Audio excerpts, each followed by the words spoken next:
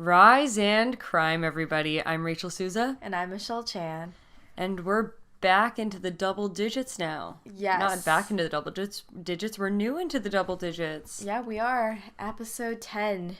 Wow. We've been doing it for 10 weeks.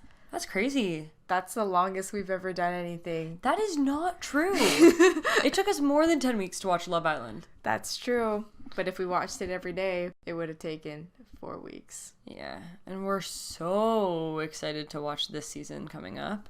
Mm-hmm. Wow, we're lame. It's official. It's okay.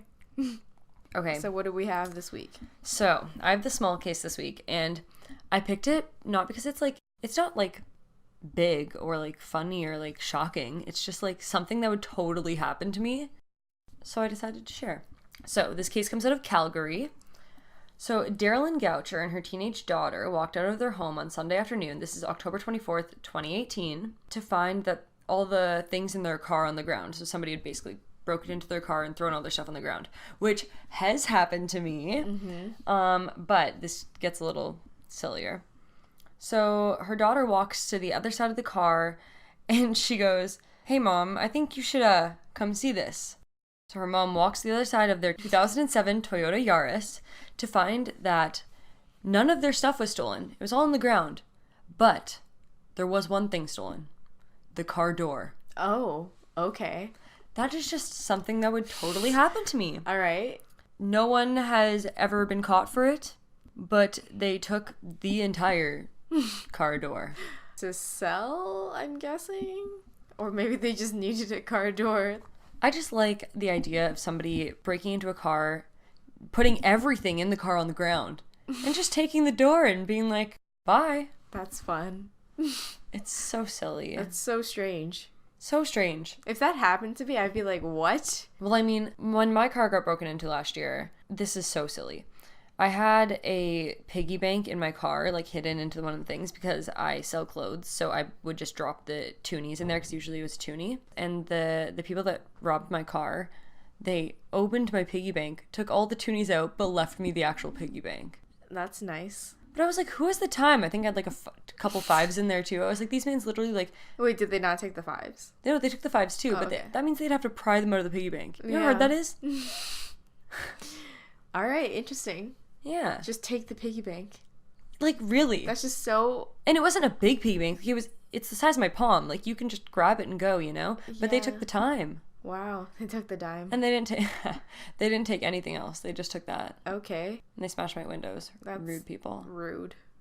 Wow, I think my small case might have been more I interesting think than yours my small was... case. Yeah, I think yours was better. Well, I'm sorry. I just thought it was funny because I can totally imagine going out to my car and somebody just stole my car door. That's just something that would happen to me. I just imagine your van door being gone. Long story short, my friend ripped the door off my van. He put it back on. Yes, they all put it back on. They all CAA'd their way. Or AAA, whatever it is, wherever you're listening. But yes, they ripped the door off my van and then put it back on. Yes. Super fun. You're on the big case. Let's hear it. I know nothing about it, so. Okay, that's good. This week's case is the ice pick killer. Okay, just from the title, I'm imagining somebody breaking icicles off things and stabbing people with them. That's a good guess. Really? No. Oh.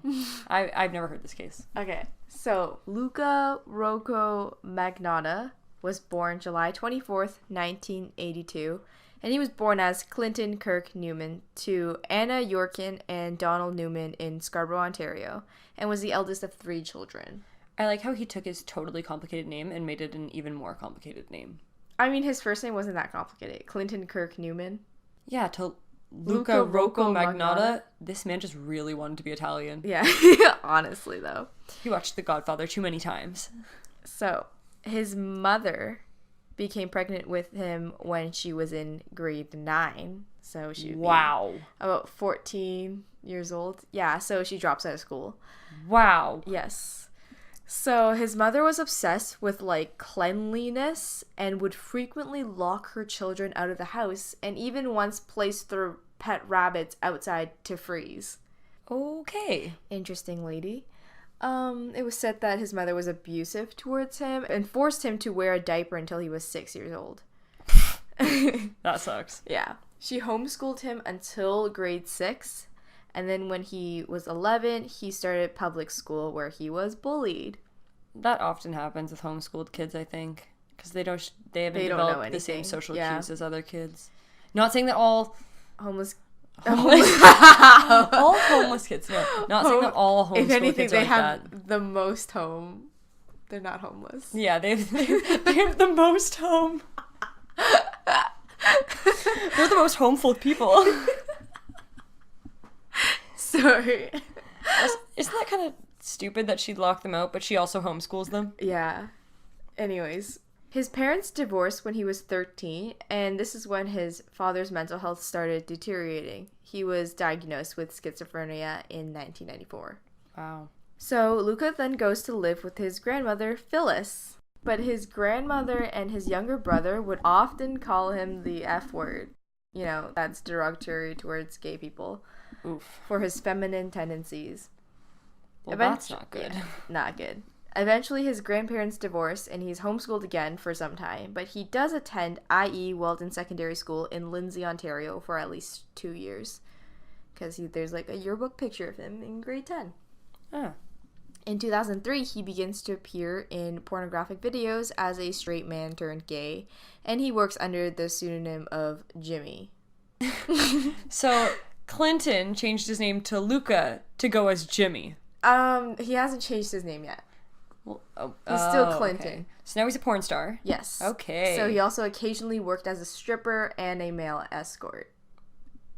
Okay. Yep. In 2005, he was convicted of 1 count of impersonation and 3 counts of fraud. In one of the cases, he befriends a 20-year-old lady with the mental capacity of a child and convinces her to apply for credit cards, then racks up $10,000 in unpaid bills. So now I get why he likes changing his name. That's just not good. He pleads guilty and receives a 9-month conditional sentence with 12 months of probation. Then he starts dating Barbie, a transgendered woman who claims that, quote, he said he wanted to be famous one day, end quote. She was saying that he would want to be famous one day. She remembers that in his apartment there was a shrine dedicated to himself. Wow. Yep. And he would always, quote, beg her to take pictures of him, end quote. This just sounds like me. No, I'm You kidding. have a shrine of yourself? I don't have a shrine. My Instagram? No. Imagine if he had if he wore a locket, it would just be a picture of himself. I like how that's what you think. He should his walls, just mirrors. Yeah. Just all does. mirrors. Just see himself at all times. That'd be so creepy. That would. No. But he'd see millions of himself. The mirrors just reflecting back and forth. That's okay. That's like laser tag. Mirror mazes? Fun. His favorite thing. The best time. Only when he's alone, though. Oh, of course. Can't have anyone else in the picture. Barbie breaks up with him several months later. Okay, so in August 12th, 2006, he legally changes his name to Luca Rocco Magnotta. He declares bankruptcy the next year, and the bankruptcy was fully discharged in December 2007. What does that mean? I think they accepted. Oh, okay. Yes. They're like, yes, you are bankrupt. Correct. You have no money. Mm-hmm. Later that year, and into early 2008, he tries to get onto reality TV shows. He tried for a show called Cover Guy and Plastic Makes Perfect, which is a TV show about people who get plastic surgery, which he has done. So that's why he's bankrupt. But he got rejected to both of these shows. Okay. This really just sounds like me. No, I don't mean... That sounds so bad. No, I just mean, I often am I say it half as a joke. I'm like, yeah, I'm gonna be famous. No, it's a joke. You know, I would want to be on it depends what reality TV show. I would want to be on The Amazing Race. Well, we've talked about this so many times, how if we were on The Amazing Race, we would win. True. Put us on The Amazing Race. Hello. Or, actually, I wouldn't mind Big Brother. Oh, I could not. No, I could not do Big Brother. Being watched at all hours, no thanks. But the Big Brother Canada is, a lot more tamed. I know. I watched Big Brother Canada for a while. Mm-hmm. Well, obviously, Jeopardy's not a reality show, but that's my main goal. If I had to choose a reality show, Love Island. No, I'm kidding. No, Not Love no, Island. absolutely not. I don't know. No, I would not. No, I would not. not That do sounds Love awful Island. for me. If I could be on a reality show, it would probably, I guess, Amazing Race. Oh, actually, I wouldn't mind if I was like just on, what is it, MasterChef, because that's for like amateur home cooks. So I feel like I could maybe do that. I would fail. Like, fail. That would be the worst thing ever. I think it'd be fun. I think I'd do terribly, but I think it'd be fun. I'm trying to think of a good reality show that I want to be on, and I can't think of anything. American Idol. No, I'm kidding. I'd be one of those really bad auditions that people laugh at. Oh my god. All right. So, moving on. At this time, Luca's very active on the internet. He has many profiles on various social medias and forums over several years to spread rumors about himself to try to get famous. This guy. So sad. At this point... us with this podcast. I'm kidding. Okay. I'm kidding. At this point, he wants to be famous for pretty much anything, even if it's notoriety. Oh, no. So he made a rumor about how he was dating Karla Homolka. Oh, my goodness. Yeah. And if y'all don't know who that is, go listen to episode 1. Yeah, and during the murder investigation for her, the Montreal police announced that they had dated previously, but then quickly retracted the statement after they found out it was false. Oh, interesting. Yeah. Luca has repeatedly denied the claim that he spreads rumors about himself, but the police stated that he has made at least 70 Facebook pages and 20 websites. Wow. Under different names. Yeah. I mean, it's a lot. I hate to say this. This is the worst thing. But it worked. We're talking about him now. Well, not for these reasons, but he did something. That's not great. In 2010, his posts get more dark. For example, he posts a link to a video called 3 Guys, 1 Hammer that shows a man being viciously beaten to death. Oh my gosh. Yeah, he didn't film it. He just linked it. Weird. Yeah. After that video, he posts another one called 1 Guy, 2 Kittens, where it depicts a man putting 2 kittens in a sealed bag and sucking the air out of the bag with a vacuum to kill them. That is the most upsetting thing I've ever heard. Yes, that's a check on the serial killer checklist. Oh, yep. We need to break that out. We should have an actual checklist. No, I'm kidding. That video was quickly removed, and in December of 2010, there's a group of people trying to find the man in the video. As they should. Yes. On December 28th, there was a $5,000 reward for any information leading to the identity of the man. Oh my gosh, you're going to tell me he's the man? He is the man. Oh, he killed kittens in a bag? Yeah. I don't even care what else he does. It could have been just that, and that'd be enough for me to be like, get this man in jail. In 2011, Luca is now in New York, and he contacts a lawyer because he's scared of the group that's trying to catch him. In early 2011, a 11-member group called Animal Beta Project notices that in the video, the clothes match that of Luca's in the pictures that he posts on social media, because they analyze this video frame by frame. Oh, they genuinely well, I guess if he's so active online, they can match all his clothes. They're web sleuths. Good for them. Yeah. Though they had his name, they couldn't physically find him. They used the data from the pictures that Luca posts online to find a suggestion that he was in Toronto in October of 2010. You know how there's geotags? Pre-snap maps. Things like that. On February 2011, the police opened a file on him. A year after the kitten video had been posted, he posts another video of a man wearing a Santa hat feeding a live kitten to a python. So he's terrified of these people trying to find him, so he's like, oh, let's make another one? Yeah. What kind of idiot? I know, but he's probably at this point oh, they haven't found me yet. Look at what you're missing out on. Or I can do it again if I wanted to. Ironically, cat's out of the bag. Oh, he's about to get snaked. That's a good one.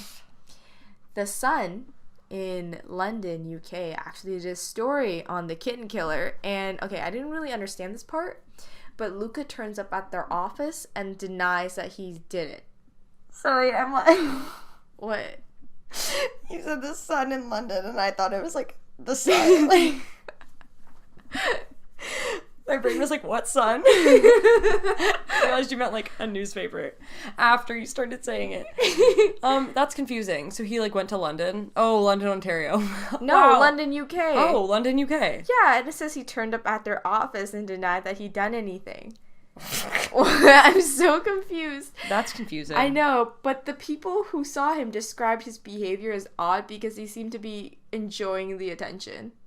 Well, of course he was. This man's like really trying to get famous. Yeah, it's disgusting. In early 2012, investigators with the Animal Beta Project received a tip that Luca may have moved to Montreal. And they were right, because he begins to post pictures in the streets of Montreal. And his online activity has now moved to blogs about necrophilia and sedatives. Oh gosh, that should be enough to convict someone. Yeah. Like, that should be That enough. and cannibalism. The deep web. The dark web is what I meant. The deep web. The deep web. It goes really far under. Yeah. On May 15th, there's like hype around a video that hasn't been posted yet called One Lunatic, One Ice Pick. Oh my gosh, so he's like promoting his video that's about to go up. Ew. I know. On May 25th, the 11-minute video dropped. It was a video of a naked man tied to a bed frame being stabbed with an ice pick and kitchen knife. What is an ice pick? Am I an idiot? I'm sorry. It's like, it kind of looks like a screwdriver, but it's like really pointy. Oh, I can see it now. Yeah. Okay. That's, yeah. Oh. And then, in the video, he dismembers the body and then performs acts of necrophilia on it. And there was even some evidence of cannibalism. No. Please, no. So that all happened in an 11-minute video. Oh my god. Who's watching that? Besides the police, who's watching that? And the attacker uses the knife to cut off some flesh and gets his dog to chew on the body. No, I'm so uncomfortable. Mm-hmm. The next day, an attorney from Montana tried to report the video to the Toronto police, but he was dismissed. Why was it dismissed? I think they thought the video was fake. Toronto police, please. At 11 a.m., May 29th, 2012, a package of a left foot was delivered to the headquarters of the Conservative Party of Canada. In what year? 2012. Oh my gosh, Stephen Harper's literally getting this. Stephen Harper is literally getting this. No! The package was stained with blood and smelled foul and was marked with a red heart symbol. Ew. Stephen Harper, I'm so sorry. It's so nasty. Another package with the left hand was intercepted at the Canada Post addressed to the Liberal Party. So he lent them a hand. Oh. It was the left hand, get it? Oh, that's not funny. That's not clever. That's not funny. That's disgusting. Canada Post, how did you not intercept the first package? Yeah. Like, seriously. Especially if it smelled really bad, I don't know. What are you doing? And then a caretaker found a decomposing torso inside a suitcase left in a dumpster in an alley in Montreal. So this guy wants to get caught so bad. You can tell he wants to. The police search the scene and they find more remains and the murder weapons. The security footage at the alley shows the person bringing multiple garbage bags outside, and it matches the video of the suspect who went into the post office in Côte-des-Neiges. French names, we love them. Yeah. And at 11:33 p.m., they searched Luca's apartment that he was renting and found that it was mostly empty. But they did find blood on the mattress, the fridge, the table, and the bathtub. And inside the closet, there was like a note written in red ink. It said, quote, "If you don't like the reflection, don't look in the mirror," end quote. I don't know if that was for him, for everyday purposes, or for the police. Red ink or It said red ink. Yikes. Okay. Okay. On May 30th, they confirmed that the body parts belonged to the same person. And there was also a note found in the package to the conservatives saying that 6 body parts had been distributed and that the killer would kill again. Oh, no. Oh, no. On June 5th, 2012, a right foot was sent to St. George's School and a right hand was sent to an elementary school in Vancouver. An elementary school? I know. Also, how are these packages not being intercepted? I know. Shouldn't the Canada Post be, like, on a red alert? Like, they should be. But it was confirmed that both parts were sent from Montreal. On June 13th, the body parts matched Lin Jun from DNA samples from his family. Lin Jun was an international student from Wuhan and was studying engineering and computer science at Concordia University. Whoa, 2 weeks in a row from Concordia. Yeah. 2 weeks in a row of them being born in 1980 and the case happening 2005-ish. This happened in like 2012. Oh, never mind. Alright, he had been studying in Montreal since July 2011 and he was last seen on May 24th. His friends reported getting a text message from him at 9 p.m. as the last text message that they got. His boss was suspicious when he didn't show up for work the next day. And 3 of his friends went into his apartment to search for him and was reported missing May 29th. This poor international student who's literally just trying to be an engineer, and instead he's... Ugh, poor guy. Yeah. On July 1st, his head was found in a small lake in Montreal's Angragnon Park. I can't. Angragnon. Angrignon. Angrignon. Angrignon. Angrignon? Yeah, I think that's right. I think that sounds better. Yeah. Angrignon. Angrignon. Angrignon. I'm being so French disrespectful. I'm so sorry. Is it Angrignon? Angrignon? Oh, that sounds good. Better. Okay, Angrignon Park. An arrest warrant for Luca was issued by the Service de Police de la Ville de Montréal. Then... the Montreal Police. Yeah, I don't know. They just had to... I just love anytime you say Montreal. Montréal. Oh, it's fun. So good. Then it became a Canada-wide warrant by the RCMP, which does not have as fun as a name. The Royal Canadian Mounted Police. Not that fun. Maybe if it was in French, it would be more fun. Probably. Mounties. On May 31st, Interpol issued a red notice for him, displaying his name and photo. On the 25th, Luca flew to France with his real passport. At the hotel that he stayed at, he used a fake passport to sign in. So these mans let him on a plane when he has an arrest warrant out for him. Yeah. Like... Oh no, sorry. That was on the 25th, but on the 31st is when they issued the red notice. So they missed it by 6 days. Dang it. Yeah. He had contacts in Paris from a previous visit in 2010. So he was staying from friend to friend, but like kind of disappeared on them and they didn't really know what happened. Nor did they know anything that he's done. Then he gets on a bus to Berlin. And on June 4th, 2012, he was apprehended by the Berlin police at an internet cafe in Neukölln. Yeah. Yeah. While reading stories about himself. So that's today, June 4th. Yeah. He got arrested today. In 2012. 7 years ago today. Wow, that was 7 years ago? Yeah, we're old. Wow, so he was in Germany when he got arrested. Reading stories about himself. That's Classic. The worst. I could just imagine somebody at this cafe sitting there looking at him, looking at the paper, seeing the picture, seeing him and being like, and then calling the police. Honestly. That'd be so scary. Oh my god. You do like a double take. You're like reading the news also and you're like, it's him. And you go up, ask for a picture. No, never do that. Tip of the day. On June 18th, 2012, he was delivered to the Canadian authorities in Berlin and flown back to Canada at the Rivière des Prairies detention center. Luca wanted to be tried by judge and jury, and he pleaded not guilty, saying that he did do those things he was accused of, but it was because of his mental disorders. Pleading? Oh, okay. In the trial, his lawyer tried to argue that he was in a psychotic state at the time of the crimes and he couldn't be held responsible.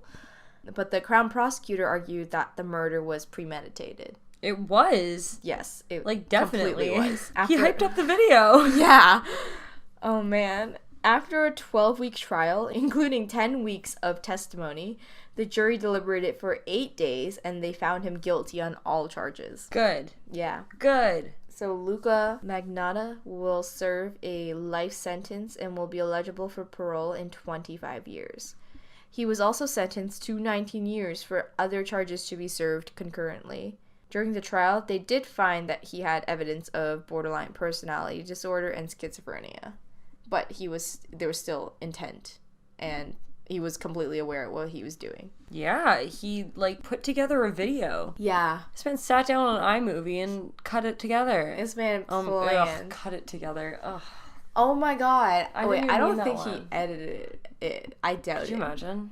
That would be the worst thing ever in the world. It'd be so disgusting. That one is disgusting. Yeah. And he is disgusting, obviously. That poor international student, I feel so bad.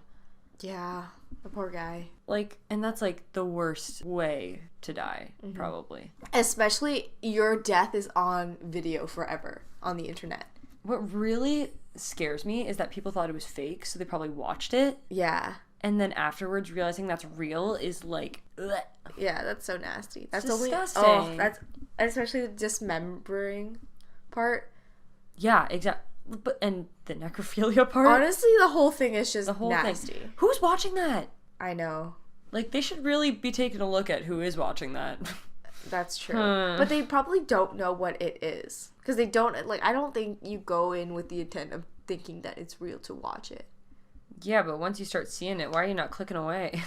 That is true. Well, I mean, maybe you want to report it so you want to see everything. I don't know. I wouldn't do it. I would click away. I can't watch that. Would not even click it. I could barely watch that Logan Paul Suicide Forest one. I couldn't. I did not watch it. That's disgusting. That was absolutely disgusting.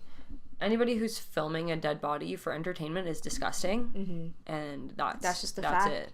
You should revoke your internet license and... Completely. And I can't believe and leave forever. I can't believe his career's okay. And he's still making money. That's disgusting. That is absolutely terrible. I can't believe James Charles lost more subscribers. Yeah. When he did things when he was accused of things that he may or may or not have even done. And Logan Paul gained subscribers when he filmed an actual dead body. Like, that's messed up. Disgusting. Yeah. Well, I guess that's internet culture for you. Logan Paul's just scum of the earth. Agreed. But so is this guy. So is Rocco Magnotta is the scum of the earth. Yeah, honestly. There, now you know his name. He's probably... it makes me so angry that he's probably happy about this. I know, that does make me angry too. But he's also in jail, so he can't hear this. Like, I hope in jail he thinks... He doesn't know that he's getting traction. That makes me so angry, because this is exactly what he wants. And we're giving it to him. Why are we giving it to him? Because it's just such an interesting... It is an interesting story, and I hate to say that. Oh, man. But isn't that, like, a lot of criminals want to be famous? Yeah, that's true. Want. Oh, yeah. He was also compared to Mark Twitchell a lot. Oh, yeah. Because it was, like, similar online personalities trying to get famous, you know? Yeah, ugh. Yeah, Luca had absolutely no remorse for anything that he did. Ew. Yeah, he just blamed society's culture or something like that. Like, it was absurd. Like, I'm blaming him, but society's culture doesn't help that much. This is true. Gross. Okay, let's do our awkward transition to our highs and lows of the week. Okay, so we're still filming from last week. We're on the same day. We're not trying to trick you. So we'll do our highs and lows of what's coming up in our lives. What's your low coming up in your life? Exams. Oh, soon? Like 2 weeks. It's the whole week of them. I mean, this will come out on the week of those exams. So everybody listening to this, the day that this comes out, wish Michelle luck. Do it. Send her a message. Yeah, it'll be done by the time this comes out. Never mind. Don't send her a message. Send her congratulations on doing well on her exams. Well, then one can hope. Oh, so coming up for me, a low... Oh, I have a dentist appointment coming up. Ew. That's my low. That's awful. I hate dentists. And, ew. And now I'm just thinking ice pick and dentist pick and gross and worst. Ew. Have you seen that video of David Blaine putting an ice pick through his hand and then taking it Nope. I don't. Nope. Stop. Okay. Just don't say anymore. That I can't deal with that stuff. Even hearing this story made me squeamish. Oh, okay. Well, I'm the worst with gore, and he's a magician. I know who he is. I've seen things and I've clicked away. It blew Kanye's mind. Is all Anything I'll say. can blow Kanye's mind. No, I'm kidding. I'm sorry, Kanye. Don't come for me. She's gonna come for you in the comment section. Oh no, I miss the old Kanye. No, okay. I can't deal with magic. I don't watch magic shows. I don't watch anything. I'll watch card tricks, and that's the extent of magic I'll watch. Magic freaks me out. What's your future high? My future high of the week, Bonnaroo. Oh. I'm going to Bonnaroo Music Festival. If you don't know what that is, I'm sorry. Go look it up. I'm seeing The Lonely Island and Casey Musgraves, and that's all that matters to me. How about you? I guess I'll eventually see Rocket Man. I'm excited for that. Oh, it's so good. Everybody listening, go see Rocket Man, go see Booksmart, go see Booksmart twice, go see Booksmart 3 times. Those are 2 fantastic films that I want to see again. They are just really great. Elton John is great. I love Elton John. Just seeing what he went through, man. I didn't know the extent of what he went through. Like, I know he had some times, but I didn't realize how bad they were, and geez, it's a story. Damn. He bought like his parents a house in Markham. Or it was like Elton GTA, John? yeah, GTA area. Interesting. You're gonna in the movie. You're really not gonna like his parents. Oh, I'm telling you that. Well, he's not touring anymore, right? He's on his farewell tour. oh, that's so sad. How old is he? He's old. Is he like 70? Let me ask Siri. Siri, how old is Elton John? Elton John is 72. Oh, I don't know if you guys heard that, but he's 72. Yeah, he's on his farewell tour because he wants to just retire and spend time with his son and his husband. that's sweet. It is sweet. 72, damn. 70, I know. You've worked so I think long. his husband's quite younger. Let's see. How old is David Furnish? David Furnish is 56. Yeah, he's quite young. Oh, whoa. You know his husband was born in Scarborough? Oh, I guess that makes sense for Yes. the ties. Isn't that weird how Steph Curry's wife is from Markham? Isn't it weird how Steph Curry's wife posted a photo with Superwoman? Really? Yeah. Ew. That's my thoughts exactly. I don't like Superwoman. This is controversial. It's No, okay. we support other GTA creators. Didn't one of them caption it? They both posted the photo, and one of them captioned it, a Scarborough ting and a Markham ting walk into a party, and I cringed. What? No.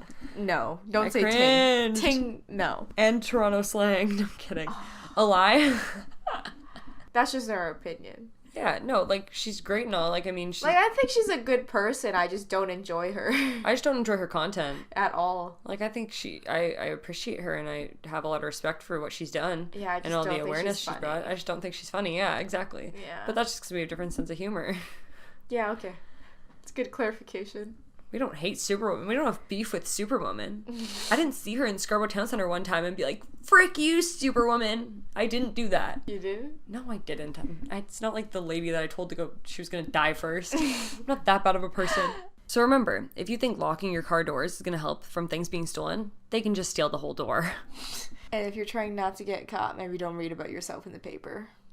Peace out. Bye.